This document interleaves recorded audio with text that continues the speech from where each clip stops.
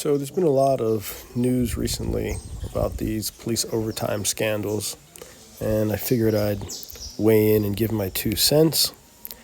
Now, most municipal workers, that's policemen, firemen, maybe even some instances teachers, they receive overtime if they work beyond what's normally their 40-hour work week or whatever it is, depending on how their hours are structured.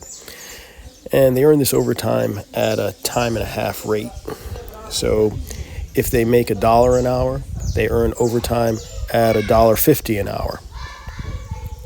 So they receive, to determine their time and a half rate, they look at their annual salary and come up with an hourly rate for their annual salary, and 50% on top of that is their overtime rate. Somebody making $100 an hour, overtime rate is $150 an hour. And it's, that's how it's factored in. So say a cop makes $100,000, which is pretty close to the normal for a street cop with a major department after 10, 15 years or so. Now that $100,000 is before any other negotiated benefits. They might get some extra percentage because they work nights, evenings, weekends. They might get something if they've got over 10, 15 years, some type of retention benefit that's given to them. They might call it longevity or something like that. Depends on what stuff the union negotiated in their collective bargaining agreement. Most of them, sometimes they call that a contract. And a lot of people have that. And it could be almost anything if they've got good union negotiation.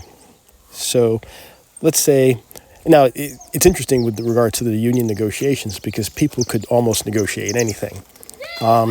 It negotiates when somebody can retire, how much of their pension they can take with them. And I'll get to that at towards the end because it brings an interesting dynamic to it. So let's say on a $100,000 salary, the cop's hourly rate, just to round it off, is about $50 an hour. So their overtime rate's going to be about $75 an hour. So regular time, $50 an hour. If they just work 40 hours a week, they're going to get $100,000 before any FICA taxes, Social Security, Medicare, and state local taxes, something like that. Most of them in law enforcement don't have Social Security taken out either. So their time and a half rate, if they're making $100,000 a year, is like $75 an hour. So depending on the jurisdiction the cop works in or what's negotiated within that jurisdiction, they could be able to pick up 10 hours, 5 hours, up to 40 hours of overtime each week, sometimes more than that. You might think, how the hell is somebody going to work 40 or 60 or 80 hours a week? But it does happen. You've got different types of overtime they might work. Might work school crossing, might work at a religious institution, church, synagogue, mosque, on certain holy days or something like that. They just want police protection. They might work at where there's road work going on a highway. They might just sit in a car there. They might work at a supermarket or a grocery store, anything like that, or a mall. Could be anything that's negotiated within the department. So in every 10 hours that they work, if that guy's making $75 an hour, that's $750 extra before it's taxed. They make 20 hours, that's $1,500. 40 hours in a week, that's an extra $3,000. So if somebody works 60 hours, that's an extra $4,500 on top of their regular pay. And that's just 1 week. So if they can keep up the pace, and some of these guys can keep up the pace for 4 weeks, it's about $12,000 a month if we just look at somebody working 40 hours at that $100,000 is their salary, $50 an hour, overtime rate $75 an hour. So if they can keep up that 40 hours a week, it's $12,000 a month. That's $144,000 in a year. If they can do 60 hours, then you could up that by 50%, add another $72,000, something like that, to that. So then you're into 230, and then you add the 100, 330. If they're a higher earner, their base pay's higher, 150. You could easily see how somebody gets to 400,000. Then you get to some of the more complicated stuff, like you have somebody who's involved in a major investigation, and they got to work around the clock in the first days to try to close a case. Murder case, some type of assault or something like that, something that's getting a lot of attention. They just want to get this closed, or the leads are real hot, and they got to have that investigator working there because it's all inside that person's head generally, or those 2-3 people's heads that are working the case. It's just all on their head. It's a lot of legwork. So they're working all these hours. They got to get compensated for it. Then say somebody works a permanent night shift and they got to go to court and they're on a trial. And say it's a trial that's going to go on for 4, 5, 6 months. Now, maybe a department might move them onto a day shift for the trial, but overwhelmingly, they might not move them to a day shift if their normal shift is a midnight shift, because that might be negotiated into their contract that they can't just move them so easily just because they have this trial. So they might have to sit there at the trial, possibly, not even testifying, not doing anything, just maybe as an expert witness, or just because the attorneys want them to sit there to talk to them about anything that comes up, because it's all inside their head. This happens. And they could sit there for 4 weeks, make it work, just sitting there, sleeping all day because they work all night, 40 hours of overtime a week, sitting there waiting for the trial to take place. That happens constantly. Or they arrest somebody.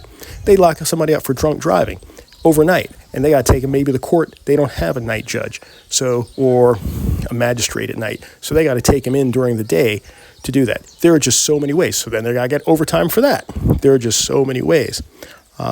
Some of the overtime might be involved directing traffic. It could be working at a football game, baseball game. You see these guys at the college games. You see these guys at the professional games. They're running after the coach, doing all these things. All those guys might be making overtime to do that. It might be their day off. Generally, it's probably not their normal job. Just depends on what's negotiated. So they could also be sitting overnight at a filtration plant, making sure somebody doesn't throw something in the water if they don't have other security set up. Generally, it's an event like this that comes up where you find out somebody was making all that money, and then there are some revisions. Then all of a sudden it gets somebody's attention. But after 2-3 years, they figure out, hey, what they were doing before and was the best thing going.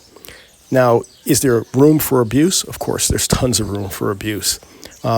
Take, for example, somebody has a girlfriend, boyfriend, or whatever going on, and somebody's got to supervise this overtime. Somebody's got to sign off to say, yeah, this person worked, this person didn't work. And the person that's signing off generally is not standing there watching the game or standing there watching traffic go by. So if they want to help out their buddy or their girlfriend or whatever else they got going, or a boyfriend or whatever else they got going on, and they don't want to take it out their pocket, they can sign an overtime slip. Or if now maybe the person works it, maybe the person doesn't work it, getting them an assignment where they're going to be guaranteed overtime, some types of investigations. And sometimes the person with that connect, however they got that connect, is the one that gets set up, because it's not the salary that they're getting, it's the additional pay that they're getting. Is it corruption? Somebody doesn't want to pay their girlfriend's rent, but they can give her 10 hours of overtime a week that she might not have to do a whole lot on, might just be sitting there at her desk smiling, or give their boyfriend, might just be sitting there pressing his uniform smiling. Yeah, it happens. Or sitting in the lunchroom talking with buddies, playing cards. It happens without question. So it's much easier to take it out of the government's pocket than to take it out of their own profit.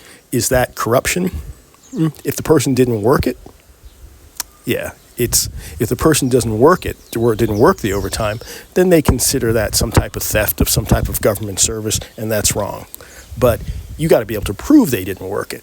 But if they worked it, as I just outlined over the past couple minutes, they received it, and technically they're entitled to it.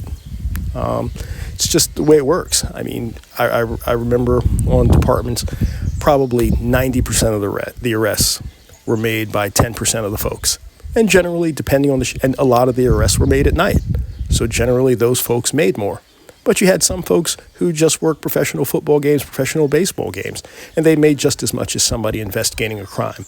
Now, the person investigating a crime might be able to sit there somewhere at a desk and think about things and hand stuff over to the judge. The other person might just be sitting there. And somebody else, who knows, when the corruption goes on, they're, hugged up with boo. Well, just telling you how the system works. You also should be aware that depending what the union negotiated, there are also situations where a union might negotiate for somebody's pension, their pension that they're going to receive for the rest of their life, to be based on their regular salary inclusive of overtime for their highest 3 years. So those jurisdictions that have, and you wonder, who the hell would negotiate that, especially in a place where that's rampant with tons of overtime? It definitely happens. It definitely occurs. So you take a jurisdiction that has negotiated that, and I don't know if that's the standard now or if it's gone away, but places still have it.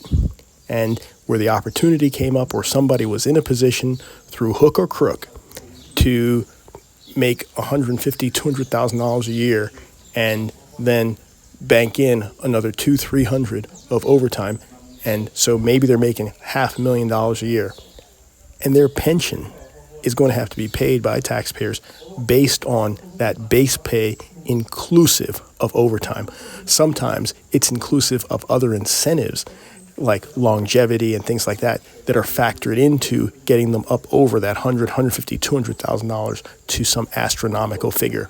And you have people. Then you've got the people running the disability scam where, and that's not always a scam, people in fire departments, people in police departments get hurt all the time.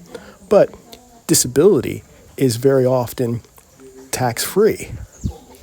So when they receive their pensions, a large portion of their pensions, if not all their pension, could potentially be tax-free. Now keep in mind that most of these people, when they're earning these higher income years, during those higher income years, this is salaried income. So it's factored into the progressive scales of the tax tables. So they're going to have to pay a lot of taxes on that income. There's almost no way of escaping the taxes that they're going to have to pay on that high salaried income. It's not investment income. It's salaried pay. It's pay that they're receiving. So, but when they get to the pension side, there are jurisdictions where they had to change their pension systems because they had more people retiring on disability pensions than they had retiring on the regular pension system.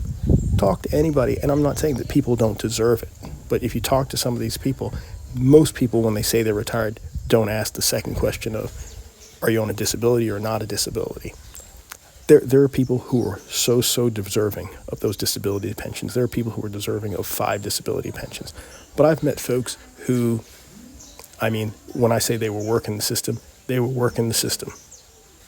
So hopefully this helps explain some things to you and bring some clarity to the issue. Have a great day. Like and subscribe.